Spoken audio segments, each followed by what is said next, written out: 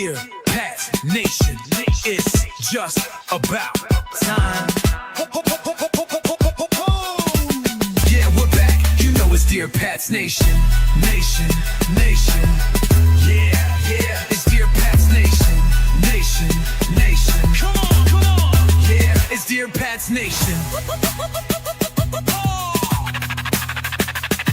And the show starts in 3, 2, 1, go. And we are back. What's going on, Pats Nation? This is Dear Pats Nation. It's your boy, Toronto's pride and joy, Mr. Ray Rout. And over to my right is my man, Boston's resident angry nerd, Mr. Producer Mike. Mike, we are on Victory Monday, and I'm going to be real with you in the audience. I am very ill and under the weather, but I am in this little 59-second intro, which included 28 seconds of our music, has taken all the energy out of me. But how do you feel, man, on this Victory Monday? Patriots beat the Dolphins by a score of 33-27 in what was really a grinded out on the road type of game. How do you feel? Good. I think this is probably the best I felt since week 1 last year. So, put it in the books. It's been a while, and, we'll take it for what it's worth. We take dubs around here. Yeah, so we do got our boy Kevin Gerard coming in here in just a couple minutes. Obviously, he was in here last week discussing the Patriots Dolphins game, teeing it up. He thought that he told us the Patriots were going to whoop the Miami, and for a little bit, it looked like the Patriots could maybe do a little bit of damage, but things began to fall apart at some point. I did have some momentary concerns about Mac Jones early in the third, or Mac Jones, Drake May early in the third quarter, but he seemed to have he kind of turned that around fairly quickly. Yeah. I didn't there was a play. I think it might have been on the first drive of the third quarter, as things kind of fell apart at the end of the half for New England and whatnot. And it looked like, okay. And then he came out and it was like 3rd down and 7 or something like this. And the whole stadium knew that Miami was going to send the house. Yeah. And Drake May just kind of stood there in the pocket, a la Mac Jones, like no defensive read whatsoever. Yeah. But outside of that little hiccup, I was quite impressed. I think it could have been Drake May's best game so far for the Patriots. Yeah, and it's funny. It's like one of these days, you and I will release the text archive to the audience. Like, I think I texted you at that point, and my thought process was just like, everybody knew you had to throw that ball, and you just held it. Like, WTF, red face emojis, the whole 9 from me. Well, I think that whole game from a Patriots fan perspective too. I mean, just watching single accounts on Twitter or X, whatever you call it, like just watching single accounts go through this roller coaster of emotion. Yeah. As the Patriots defense would make a big stop or make a big play, and then a penalty would be called, and we'll get more and more into that after, because when we talk about some of the Patriots issues, because 12 penalties for 75 yards was an issue. Yeah. And I'll be real with you, happening on the right side more often than the left side, and Moses having a couple of false starts was like, wow, this is not supposed to happen. Yeah. When Will Campbell had a false start in the first quarter, I was like, oh no. Oh no. Because I was just waiting for we could have had, or what a bust, or I thought he was the second coming. And but then after that, we didn't really notice Will Campbell out there at all, which is actually gigantic when you're an offensive lineman, when people just don't notice you. Yeah, other than the that one penalty from Campbell, which ironically the coach, Vrabel, this morning on his interview said that wasn't on Campbell, that was on the defense. So hey, if your coach is with you, that's all that matters. The left side was completely clean in some of the statistics I saw this morning. So for 2 rookies to be completely clean, and for your veteran offensive lineman to have the penalties, I guess I'll take it. It's not great, but there's a silver lining there in a way, I guess. So Tua goes 26 for 32, 315 total yards, Yep. 2 touchdowns, interception. Was sacked 5 times for 18 yards. Yeah. But that's a big game. I mean, if Miami wins and he goes 26 for 32 with 315 yards, Miami Dolphin fans are having a different conversation today. Let me ask you, was the 26 for 32 for 315 and 2 touchdowns, was that indicative of how well Tua was playing? Managed to get Tyreek Hill going a little bit. Of course, they have Waddle that they got going. They got a lot of speed on that outside. Or was this the Patriots defense just obviously missing Adrian Gonzalez or Christian Gonzalez and just missing an absolute, stud in the backfield to take away one of those really, tough receivers that Miami has? I think it's a little bit of both. I think the Miami implosion is being a little overrated. You still have one of the most talented receivers in the league. I'm sorry, despite what the baggage and statistics say, put Tyreek Hill on the Patriots right now, like they would be thought of in a completely different manner. That being said, I've said this to you for 2 weeks now.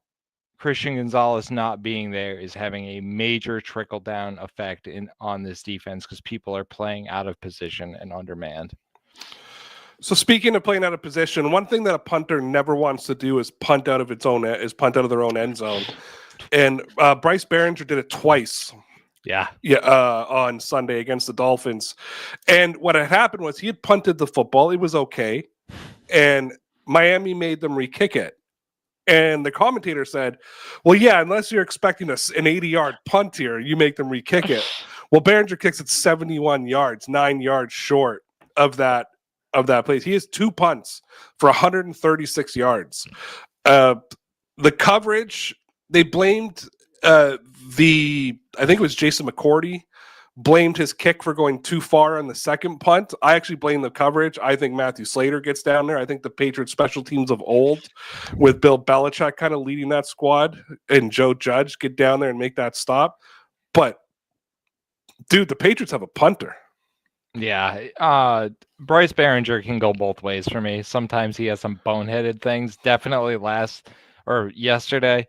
He did about as well as you could ask in that situation, and I hope they take it to heart and really.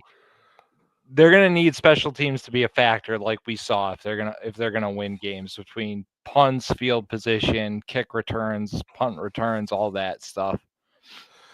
Well, as we know, kicking is super important in the NFL.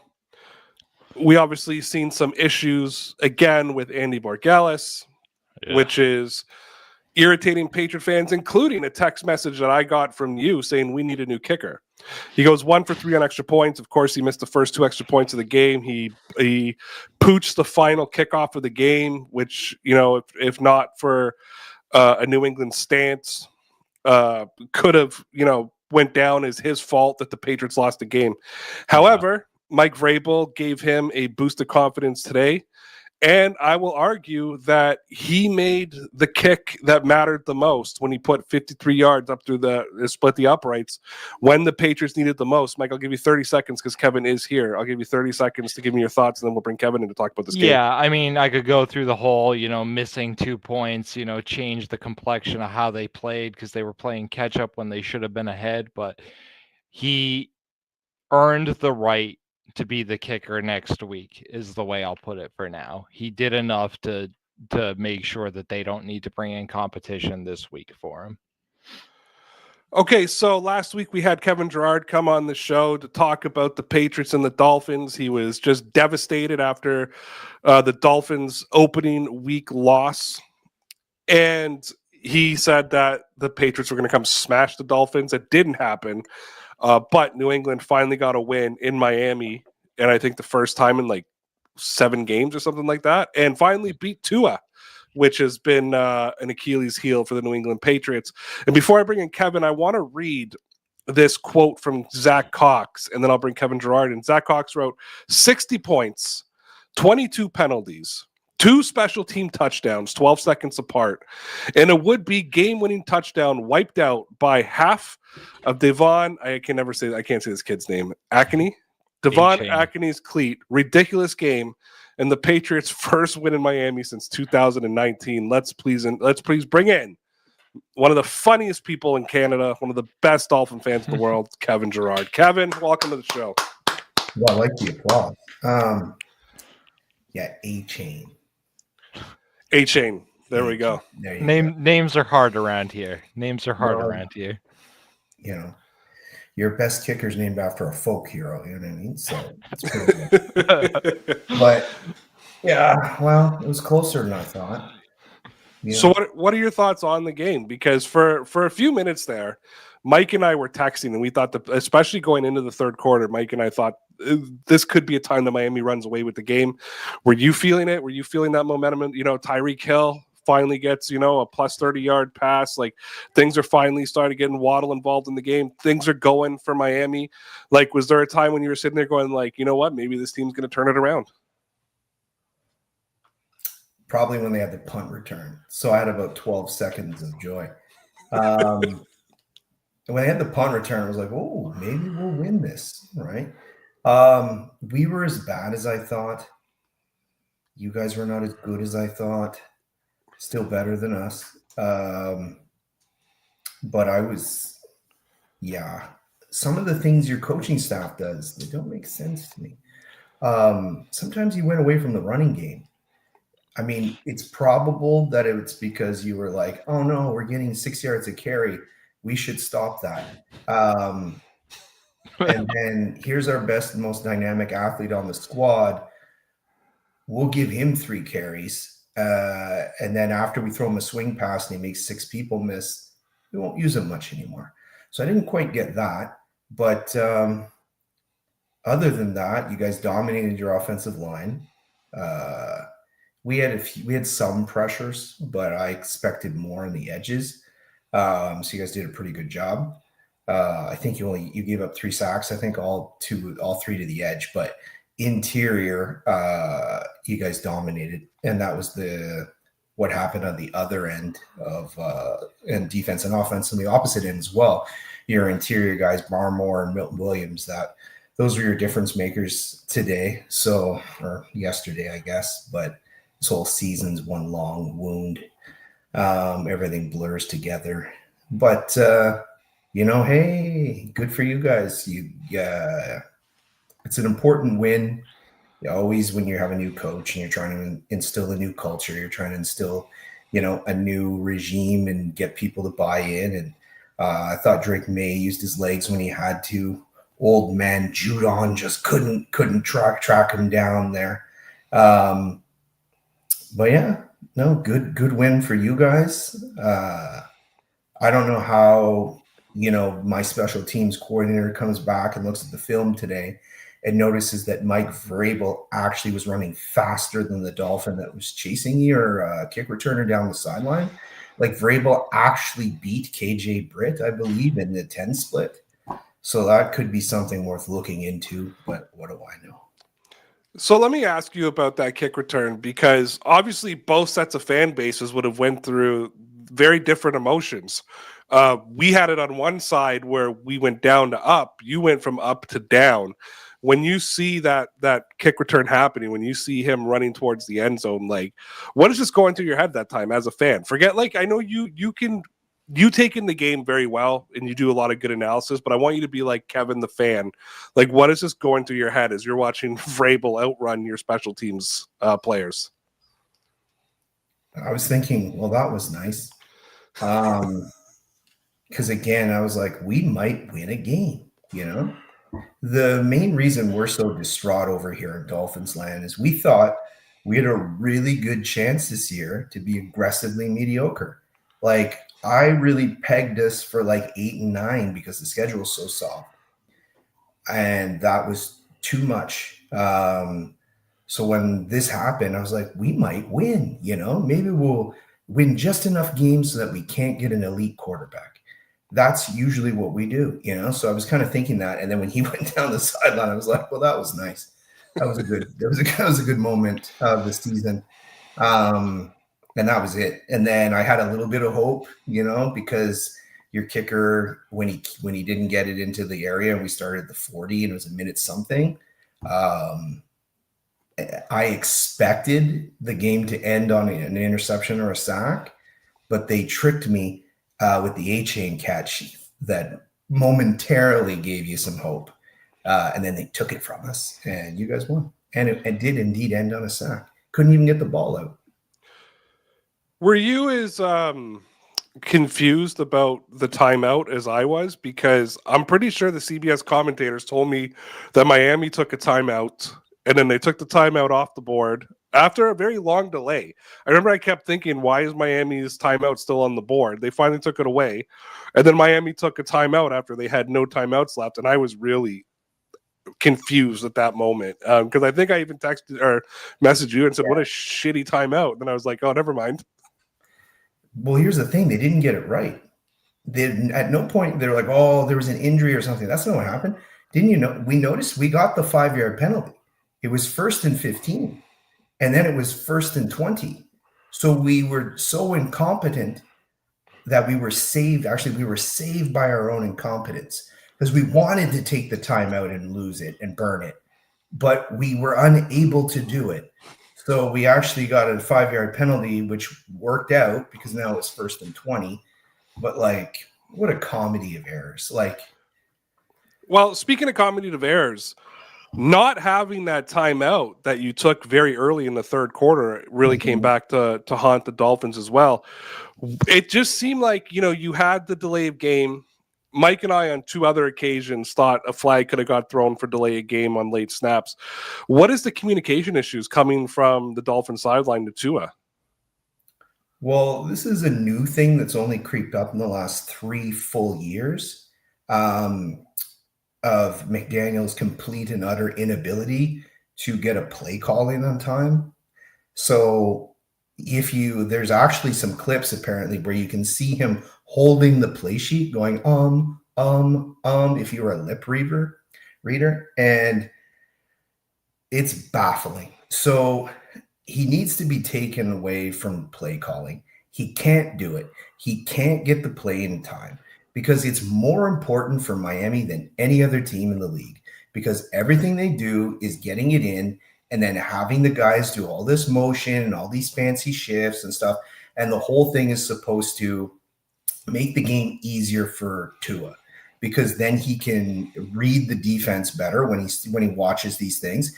He's a first read quarterback, and why it's successful more often than not is because he's really good at making that first read. Not so good after, but the first one, he's very good at diagnosing the play. But if you keep getting the play in late and you can't even get your guys, several times you'll see Tua actually telling them, don't even bother motioning. I need to get the snap. And then just a frantic clap, to try and get the ball off in time. This is all because McDaniel cannot get the plays in time. It's been 3 years, and instead of changing or instead of simplifying, he's basically using this to dig his own grave. These procedural penalties that we have game after game after game just constantly shoot us in the foot. We have a backup right tackle, backup right guard. You have no tight end what to speak of. You could pull a bum off the street. You could do just as well as Julian Hill, except you'll probably have better hands than Tanner Connor. So who knows? You don't even know who those guys are. You don't. No one does outside of morbidly sad Dolphin fans because they're trash. So we have all these bums on the field. You have to get the little things right. And that is going to be the headline on McDaniel's grave. He cannot get the little things right. And it comes back to haunt him every game.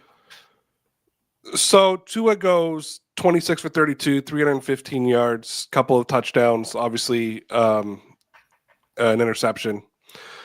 It does take 5 sacks on the day as well. And again, shout out to Christian Barmore, Harold Landry becoming our probably most important defensive piece on the Patriots. Was this a product of just, Tua having one of those games and looking sharp, or was this a product of just how poor New England secondary is? Obviously, Tyreek Hill goes 6 receptions, 109 yards. Waddle has 5 for 68. Akeney, is that his name? Akeney? Did I say it right? A-Chain. Fuck that. What a stupid name.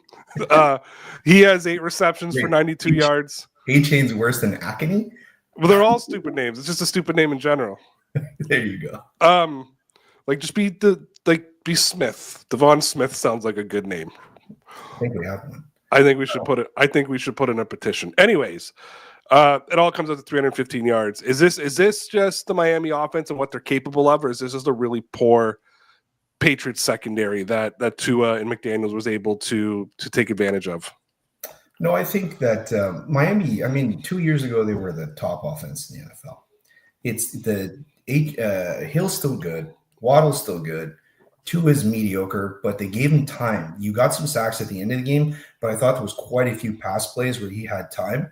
And then A-Chain was phenomenal, more catching the ball than running the ball. But like even the first touchdown, you guys should have stopped him short. Like for a 106-pound mosquito, he somehow manages to break tackles and move forward, but he's fast. So it was like they have some talent, and it helps that they're at home because Stutter and McGee with his play sheet can actually get something in slightly in time because the crowd noise is low, so they don't have at least any communication issues that way.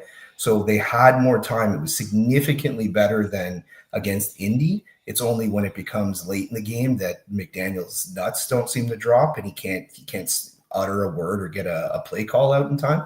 But during the beginning of the game, especially once we spot you a nice 2-touchdown lead, great defensive effort, by the way, on our part. I think we had 2 stops. One was a kneel down. I don't know. The whole thing is just a catastrophe. But the offense is capable of putting up points. I don't think your secondary is that bad. I think it's some inexperience. I think it didn't hurt that Carlton Davis was out. I think it's a massive difference when Gonzalez isn't there, who in my mind is the second best corner in the NFL. And your safeties are young, right? Woodson's a rookie, and the other guy's brand new to the system. So you're trying to get your first year in the system in. It's always easier to pass rush than it is to play cohesive zone defense behind you. And Miami has 2 really good receivers. So I wouldn't look at it as too much of a knock on the Patriots. I think the Dolphins, if you give them a bit of time, are capable of doing that against pretty much anyone when Waddle and Hill are on. So I'm hoping that I went to go share something here, and of course, so just to update everybody on what's happening in my life is we had an unfortunate situation with somebody in my household spilling an entire coffee on my laptop, on my MacBook. So no, I can't. I wanted to share an image here, and now it's going to tell me I got to restart. Oh, maybe it'll let me. Can you see it? There we go. So that's an iconic picture that we're going to see forever. Yeah. I do believe bad teams typically hang on to big moments for too long. And the Patriots are now a bad team in my eyes. Like comparatively, they're not, because in New England we have an expectation if you're not winning a Super Bowl, you're a bad team. Like how Miami, every year I have to watch videos of the Miami Miracle as if New England didn't win the Super Bowl that season. Like, who cares, right? About a regular season game that ultimately led to nothing at the end of the season. This is something I think New England Patriot fans are going to hang on to for a long time. So I just wanted to share this and let you know that that's our Miami Miracle. It really is. That's going to be the equivalent for this, because I've seen it. You guys already had one when you stole a Super Bowl appearance from us in '85 when you had the goddamn plow come out. That was the beginning of your infamy of being a cheating, crooked organization. Was you had played the AFC Championship game, and you had Miami kicking 3 feet of snow, and your guy went to kick he missed, shockingly. Your guy came out to kick the field goal, and you had a guy drive a Zamboni out, and he cleared the path for you to kick the field goal. Yeah, that's a miracle. In fairness, I was born 16 months later, so I typically don't talk about anything. I'm old. I typically don't talk about anything before I was born, because it's like when I hear like Steelers fans being like, "Got 6." I'm like, "Dude, you're 22 years old. Did you even see the last one? Let alone any of them?" Like any Steelers fan who's under 50 who's flexing Terry Bradshaw, like, shut up. Right? Like, there's no flex there whatsoever. Those Super Bowls mean nothing to you. You can pretend they mean something to you, but they mean nothing to you. Like, even, okay, Kevin, I'll give you the Arizona one. I'll give you Antonio Holmes catch there. absolutely. I'll give you a relatable one. In 1992, I was 7 years old. Mm-hmm. And I say this to people all the time. If I'm going to be a realistic Torontonian, the Batista bat flip Yeah. means way more to me than those two World Series in 92 and 93 because I was in bed while those were happening. Like I remember getting the cards after the gold pack, and I remember seeing the commercials, the Coca-Cola commercials. Like I have little memories of it, but I never saw the Blue Jays win a World Series. Like the Batista bat flip and the Edwin home run mean that much more to me because of my age. So anybody flexing a Super Bowl that you didn't see, shut up. Like you could never flex the undefeated season. Like I don't care. You weren't there.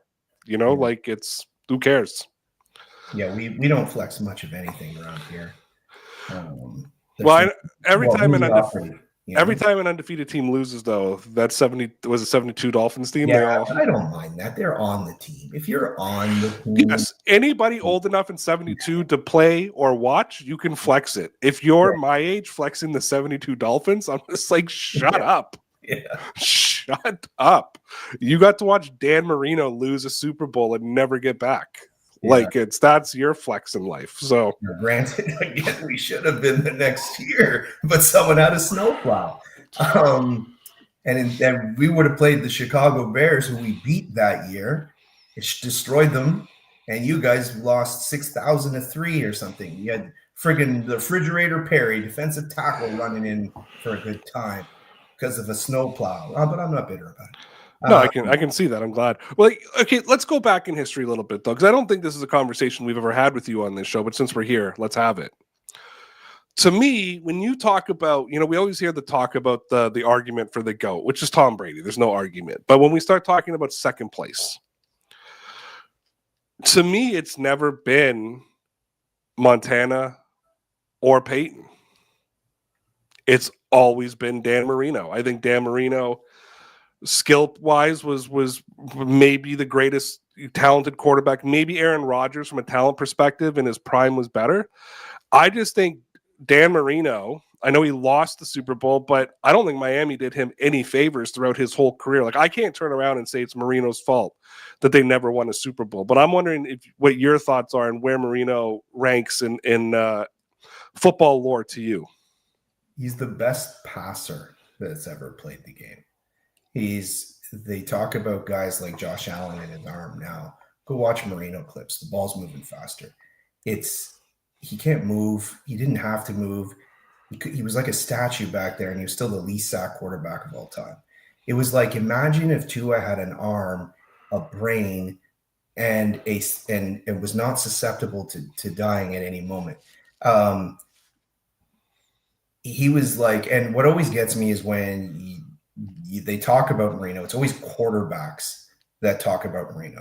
And it's always guys like Peyton Manning and Troy Aikman and like all these Hall of Fame guys that always say, this is the best thrower of the football I've ever seen.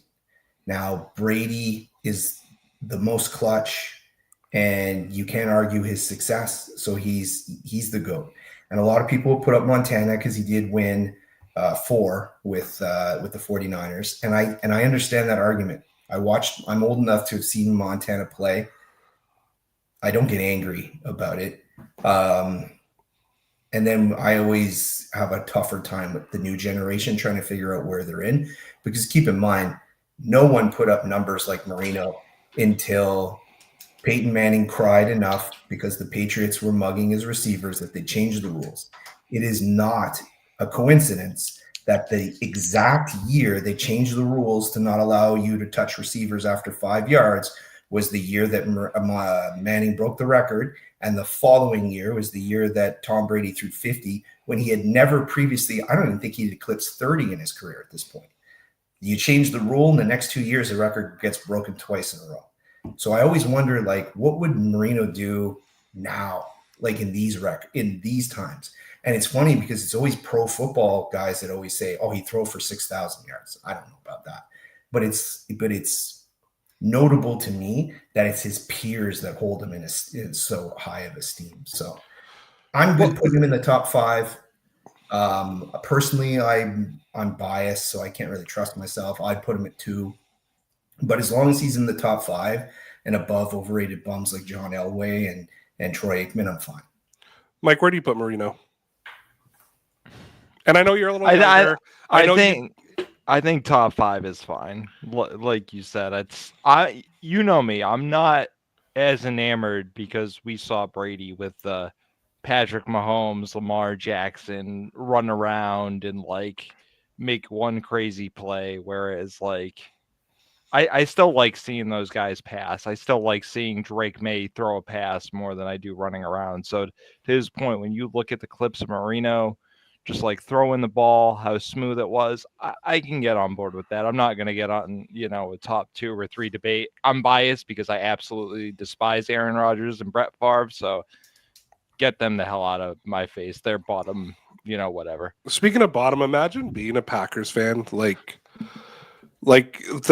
just riches, just spoils of riches. And I know every Packers fan I knew ripped that Jordan Love pick, ripped it apart. Like now you look, don't cheer for him. The irony is that's who I wanted for the Dolphins, Jordan Love. He was the Tua draft. Well, I wanted Joe Burrow because that was obvious, but then Bengals were not taking Joe Burrow. So then it was between Tua, Herbert, and Love, and I had them ranked Love, Tua, Herbert, and then Hurts. And I still to this day would rather have Love than Herbert. I don't know why. He had an amazing rookie year. I've never seen anyone fold like origami more than Justin Herbert in the fourth quarter. He could bet on an interception almost every single. You want to talk about a bad coach, though? I mean, if we're gonna wrap on McDaniel, right? Staley. True, but he had Harbaugh had no business. He had Harbaugh last year, and it was the worst quarterback performance in the playoffs. But he also played on a bum foot all year too. So yeah, Staley. I will never forget that Raiders game as long as I live. Yeah. Like as long as I've never seen somebody sit there and go like, I owe people money. We can't win this game. Remember the Jaguars game? When they were up 27-0 or something? Yeah. Yeah.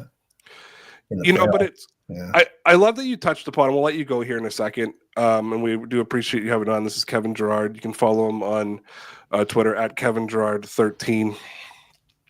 But I love that you talked about like how it's Hall of Famers who talk about Marino, because Patrick Mahomes is another guy who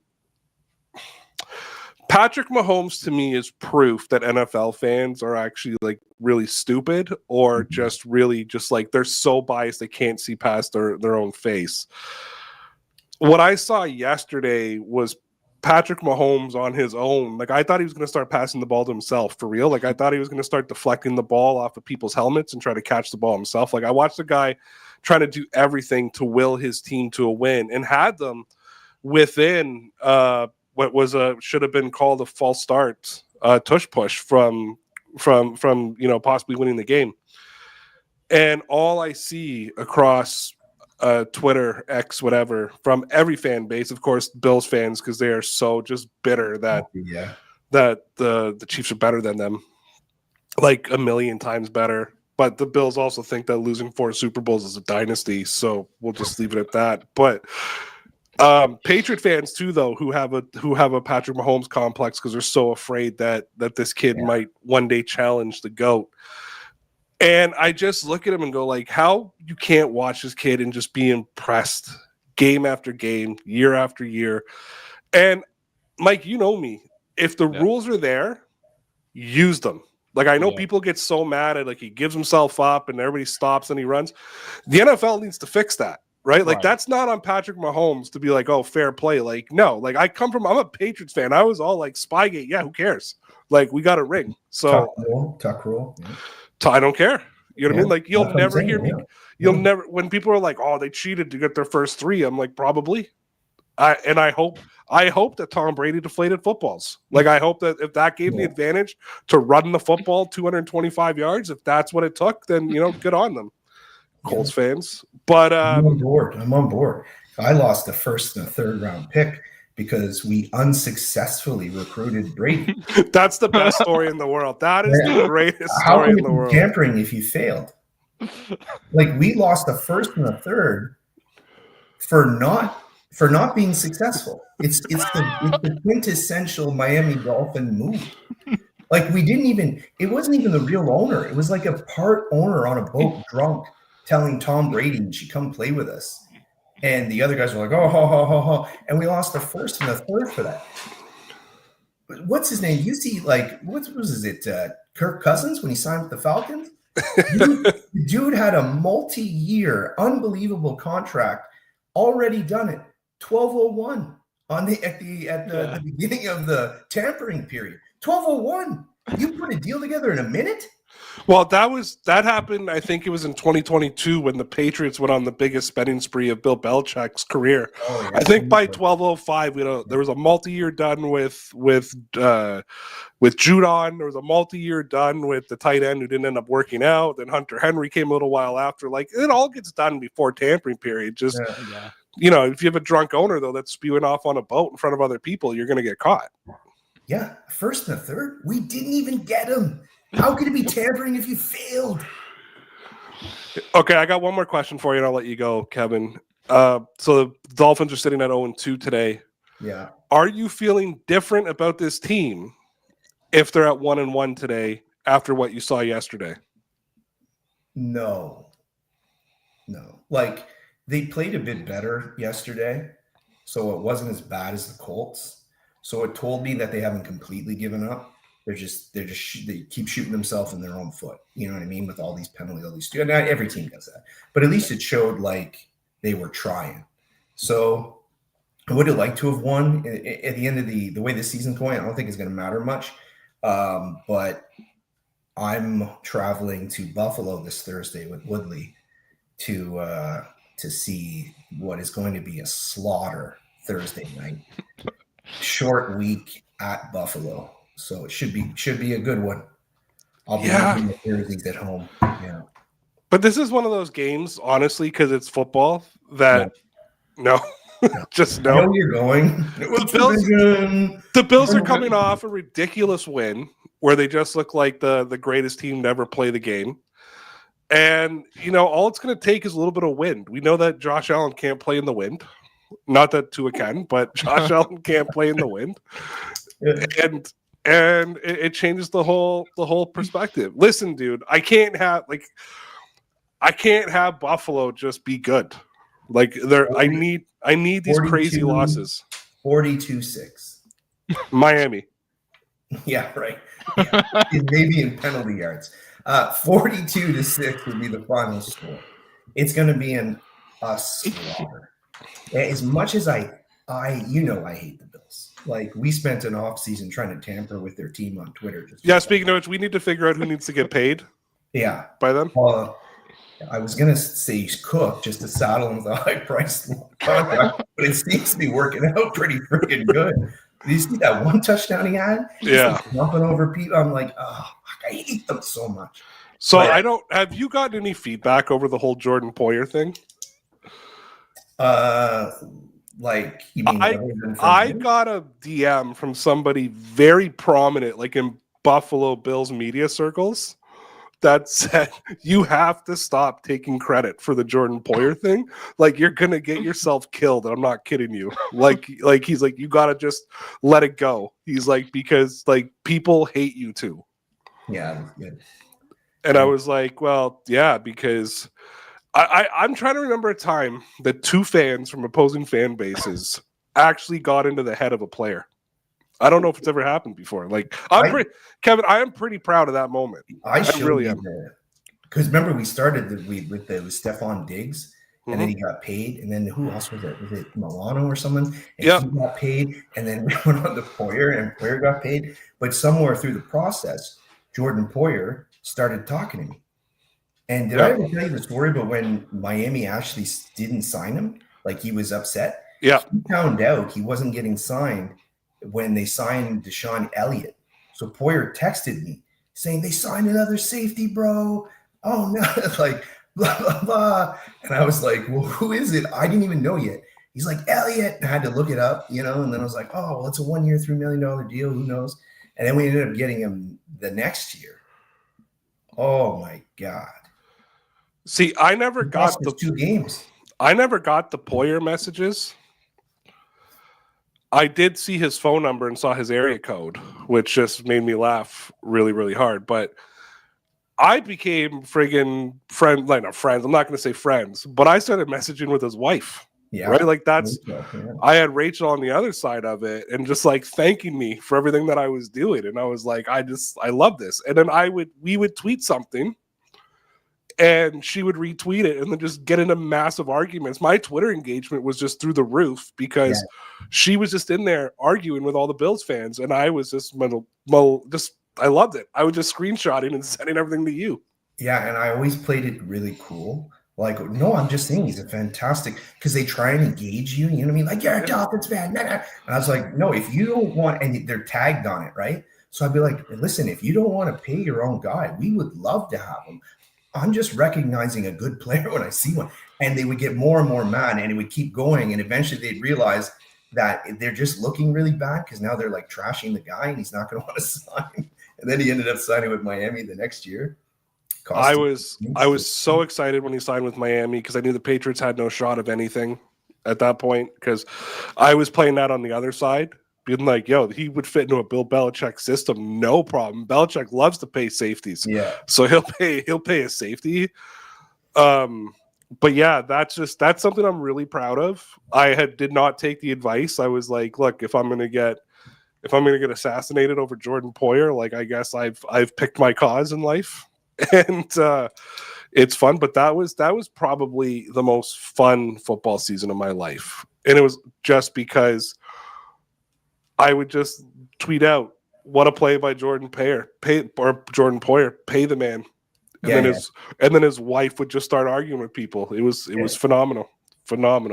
Yeah. I hate the Bills, man. I'm telling you, 42-6 might be a conservative score on my part. I'm not sure if Miami's going to be able to keep it that close, but it's going to be bad. And are you staying in Buffalo or are you staying in Toronto? Staying in Buffalo. So I might have to bump. I think Allen's the best right now. It drives me nuts, but I think he is. No, I still think it's Mahomes. I still think Mahomes is the best. Put Mahomes on Buffalo. I think Mahomes has more talent around him than Allen. Who's really good on Buffalo? All right. This isn't a Buffalo Bills show. We're not going to get into this argument right now. I barely know Patriots players. Don't start making me name other teams' players. This is why I bring guys like you on to list it out. Kevin, we appreciate you, man. I was trying to figure it. I can't find it. We'll bring you. Hopefully, you can come back when we meet again in New England, and we can have a conversation and see where both teams are sitting at that point, and see if the game means anything.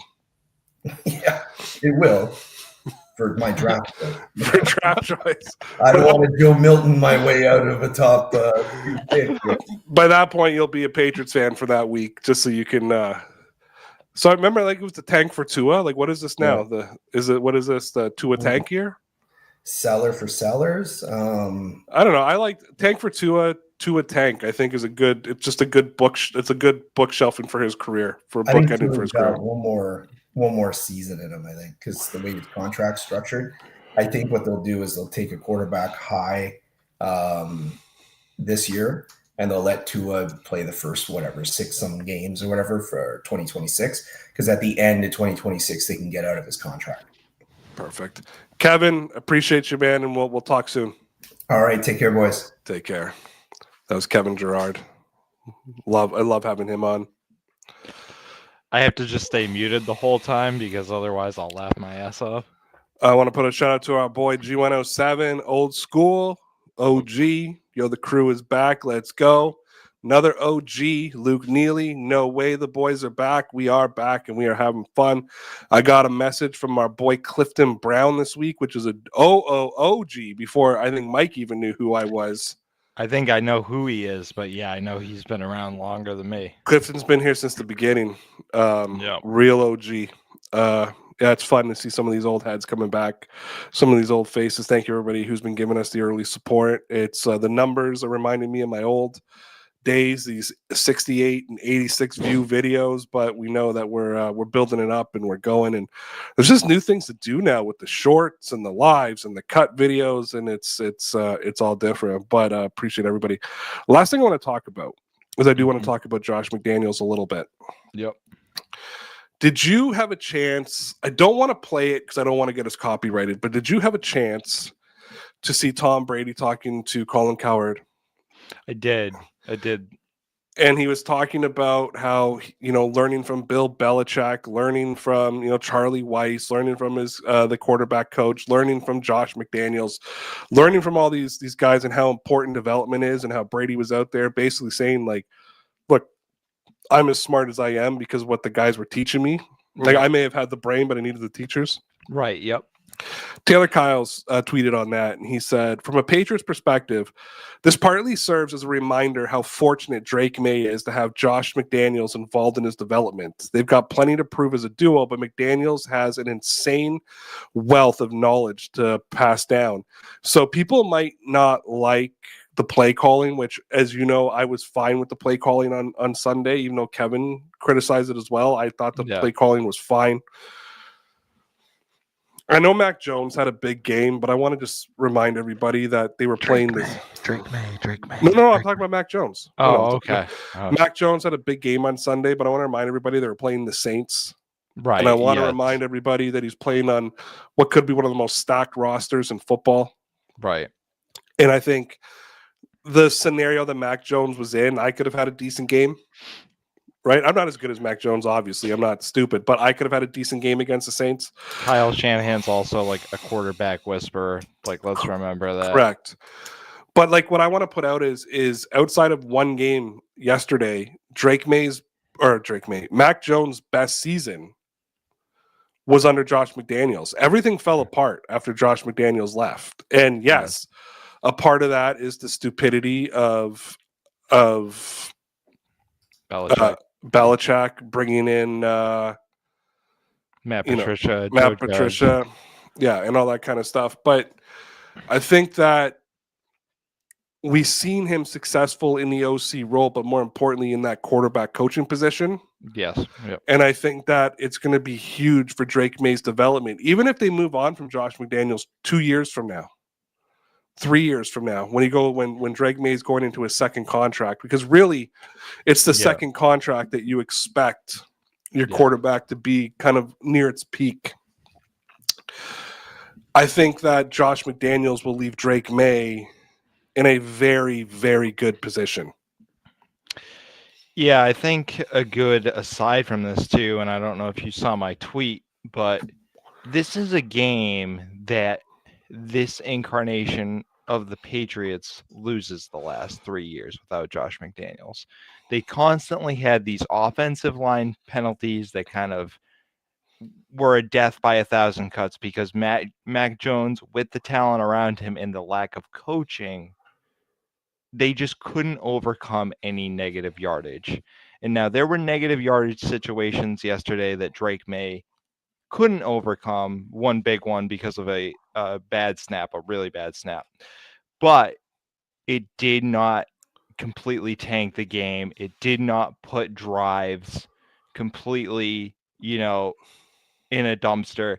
And it had me kind of needing to recondition my mind in a sense of like, oh, we are capable of this with competent coaching and quarterback play. And it kind of was like, all right, I'm not going to overreact about one game, but this is a good building block. Does that make sense?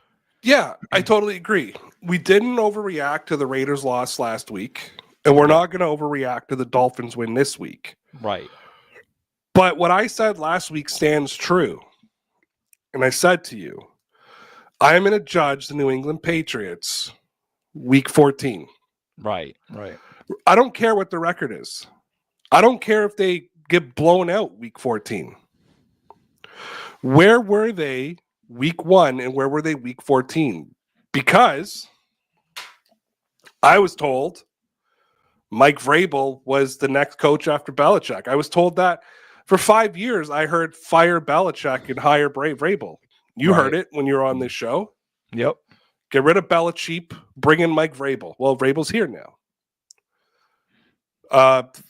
Bill O'Brien, Matt Patricia. They need some good offensive coordinators. Well, they brought in Josh McDaniels, who's, I don't care what anybody says, better than Charlie Weiss. Been a better OC than any Patriots OC has been on this team. Low bar. I don't know. You can't look at Charlie Weiss and think he wasn't a good OC. You can't. No, I thought you meant like after Charlie. I mean, Bill O'Brien was a good OC, which came after Josh McDaniels. And I think that for me, it's like now you've got these top talented, top end coaches that are on this team. I expect to see an improvement across the board because Vrabel's a defensive guy. Yeah. Vrabel should be able to discuss reading defenses with Drake May the way Belichick discussed it with Brady. And I'm not comparing Mike Vrabel to Bill Belichick. Let's not get stupid here. Bill Belichick is the GOAT of coaches. I really just, the fact that people still think it's Brady or Belichick and can't see that it was a combination of the two greatest, football personalities in the world when it comes to on-field performance of Tom Brady and Bill Belichick. If you don't see that, I don't know how to help you. But what I will say is Vrabel proved to be competent in Tennessee. Josh McDaniels is an OC and as a player development guy has been more than capable in his entire tenure in New England. He might be a terrible head coach, but he's been more than capable. And that doesn't matter. People that hold that against him in his offensive coordinator role, and you know me, like, listen, this is complete 180 of where I've been, everybody. And again, still not the biggest fan. I still think he does do some boneheaded things, but I think the net positive far outweighs anything we've seen in the last few years as far as coordination is concerned. You need to give him a chance. Is it fair to say that it was almost like you didn't know what they had until it was gone? Yeah, and I've said that to you privately. And again, we'll go down a rabbit hole with this, so I won't get too deep into it. This goes back to Mike. Thing, this goes back to Mike and I in 2020 arguing about whether Josh McDaniels should be the offensive coordinator for the Patriots. Like, this is how far back the argument goes. And I was always a McDaniels guy.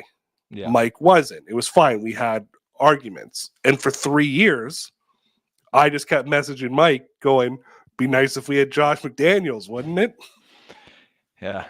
Hey, the one thing I will say as far as when you mix things, I think Vrabel and McDaniels is a good mix. I think you saw it in the comeback this week. It feels like Vrabel kind of went to Josh and was like, listen, we've got to find a way to get Ramondre Stevenson the football. We've got to find a way to have Drake running more decisively. It helps Josh maybe cut some of that offensive coordinator genius nonsense. They all kind of get into their own head. All 32 of them. They all do it. It's not just Josh. They all think they're the next smart kid, right, on the football field. And it sounds like Vrabel just kind of went over to him and was like, we need these two guys to run effectively. Like, please, like, let's find a way to make this work. And it did. They made it work. So that's why I'm reassured too. It sounds like Vrabel and McDaniels, that combination again, is what they need. And you need to have that working relationship between the head coach and the OC and the head coach and the DC to make sure that everybody's on the same page. And that's the one thing for so many years that was effective with Bill Belichick.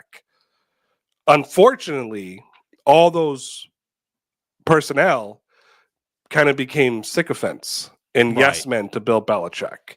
Right. And I think back to the 2016 championship game when the comeback against the Falcons. And when I say that coaching staff, and I want you to put yourself back in 2016, I guess it would have been February 2017 at that time, 2016 season. But I want you to put yourself back in that moment. And I said to you, The Patriots have Bill Belichick as the head coach, Josh McDaniels as the offensive coordinator, Matt Patricia as the defensive coordinator, and Joe Judge as the special teams coordinator. That was the best 1, 2, 3, 4 in the NFL at that time. Now, there might have been some better coaches here and there, but that group was phenomenal. But that all came from the tutelage of Bill Belichick. Mm-hmm. I felt once Josh McDaniels left, there was nobody left to challenge Belichick. I think that Josh could, if you go back and watch, and then we'll wrap this up. Yep. But if you go back and watch I think it's after the Seahawks, the Do Your Job documentary, and they're talking about, I heard Josh on the headset, like doing this and doing that, but they were talking about a defensive play. So Josh McDaniels was in a discussion about the Patriots defense. Right. Because why wouldn't you bring in a guy that understands offense the way Josh McDaniels does and not have him in the conversation when it comes to defense? Yeah. But I also remember they showed a clip of training camp, and it was basically Josh McDaniels telling Belichick, like, this is stupid, it's Xerox, it's blow the whistle, run again, we need to do something to... And it just seemed like really insignificant, but when you start to look at the history of the Patriots after McDaniels left, right, who was there to challenge him? Gerard Mayo is a former player. He's not going to challenge Belichick. Matt Patricia thought his coaching career could be over after Detroit. He's, like you said, the highest of the sycophants. Like, if you went on the list, like, that's his number one modern disciple. So yeah, you absolutely Gerard Mayo, Matt Patricia, Joe Judge. So a former player. I think that Ty Law was another coach, former player. Not Ty Law. Not Ty Law. Sorry, the receiver. Yeah, and Ty Law was a safety that Rodney Harrison replaced. Anywho, Hall of Famer, Yeah. But anyways, and then you had Joe Judge and Matt Patricia, who had disastrous tenures in Detroit and New York, where they probably thought their coaching careers were over. Yeah. And Belichick gave them a job back. Now, interesting enough, I read a thing before last week's show, and I didn't end up bringing it up, but there's some pettiness. We did not talk about this on air. We talked about this off air. There's some pettiness coming from Bill Belichick, and Mike Vrabel did kind of respond and said, Bill's allowed here. He was here for Brady's ceremony, whatever. But there's some rumor out there that Belichick basically packed it in when Robert Kraft wouldn't let him retain Matt Patricia as the offensive coordinator. And that's how we ended up with Bill O'Brien. Yeah. And is that just, and this is my thing. So he brings in Bill O'Brien. Like, he brings in another sycophant. You know what I mean? He brings in another Bill Belichick coaching tree. Was that the sign that maybe, like, when Bill was no longer in a mood to hear new things and learn new things and be challenged in a certain way, like, doesn't it feel like Bill Belichick should have retired after their last Super Bowl win? Like, go out as a champion and call it a day. Yeah, and I don't want to go too far into this, but I hear a lot more of it than you do. And, Bill O'Brien does like a weekly interview on one of the stations, and they ask him about the Patriots, and they wanted like a follow-up on this for the third time. And he was like, I don't know where all these rumors came from. Bill Belichick hired me. Like, you can put all this stuff to bed. And I'm like, no, but you just proved a point. Like, he hired you, but he knew if he didn't hire you, they would have kicked him out on the street. And he hired a guy who's worked for him before. Right. He hired a guy who worked for him before, who was just working for Nick Saban. Right. So he let you go work for Saban in Alabama, realized, okay, he can still take orders, and brought you back. And I think that was, to me, that was the downfall of, and look, I'm a Belichick fanboy. Everybody knows it. Yeah. And back when I used to be involved in the idiotic debate of Brady or Belichick, I was always on the Belichick side. Now I'm not a part of the debate anymore. It's Brady and Belichick, and it's done. Right. That being said, that Dynasty documentary was a hit piece on Bill Belichick. And ridiculous. Yeah, absolutely. Not a terrible piece of media. Look, as far as I've lost a lot of respect for the Patriots owner, Mm-hmm. and I don't think I'll ever feel the same way about him as I did in the past. Yep. It's his team; he can do what he wants with it. True. But I've lost. I'm done with Robert Kraft. I think he meddles too much. I think that because here's my whole piece about it. If Bill Belichick brings Matt Patricia back, Mm-hmm. and it's a disaster again, and it's a failure again, Yep. then I can definitively turn around and say Robert Kraft allowed Bill Belichick to do whatever he wanted to do, and Belichick chose to be a moron. And Belichick, hear me out. Yep. No, I'm sorry. I'm just clearing my throat. I'm sorry. not getting ready to cut you off. Now I can make the argument that Belichick deserved to be fired. Right? You're looking at it as a very rational fan, though, right? Oh, no, I am. I'm telling you from a rational standpoint. Then I can turn around and say, okay. But I think about because at the end of the day, I bring it back to my job. Right. I have from an importance standpoint, probably similar to Bill Belichick. Obviously, I don't have the notoriety, Yeah. but I've got a team or the money. Or the money. But I've got a team. I'll argue my wife is better than his girlfriend, so we'll just leave it there. But when I break it all down, though, I have KPIs I need to meet. Right. I have a team I need to manage. I have to build my team and my people. And I bring in managers who are like my assistant coaches, and I bring in my players and my frontline staff, and I build that team to be able to execute and do what I need to do to succeed. If my boss is saying you can't keep this person, or you can't hire this person, or you can't do this, or you can't do that, then I'm handcuffed and can't do my job effectively. Now, if I'm not hitting KPIs and you turn around and say you're not hitting KPIs, we're going to fire you. That's not fair to me because you didn't allow me to do what I needed to do in my position. Now, you put that on the football field, Belichick's KPIs is winning football games. Right. And if you don't allow him to do what he wants to do, it's kind of tough to fire a guy when you never gave him the opportunity, especially with the pedigree that he brought to the table. I'm not saying Matt Patricia should have stayed on the team. I'm not saying that, but I'm not saying he shouldn't have either. What I'm saying is I would rather sit here right now and definitively say to you, Bill Belichick lost it at the end. Bill Belichick made wrong decisions. And Bill Belichick needs to go. And there's enough needed to go. And there's enough evidence there to say it. But when you go into that final season with Mac Jones, remember, Mac Jones coming off bringing the Patriots to the playoffs. Coming off that season. Well, there was a season in between, but yeah. But I'm saying, coming off those two seasons, to me, it's like you didn't allow Belichick to fail on his own, and you meddled, and I hate that. Especially because Belichick deserved the right to fail on his own. Yeah, I kind of view it a little bit differently, right? Like, we know Robert Kraft is a fan. He always says he's a fan. I think he hears the noise, unlike, the coaches who claim to insulate themselves, even though we know they don't, because Bill Belichick is sensitive and he listens to everything. I think Robert Kraft was trying to do something to encourage the fan base, encourage his season ticket holders, and something he thought would be good for his head coach. I honestly don't think he wanted to see Bill Belichick fail. I think his motivation was selling tickets.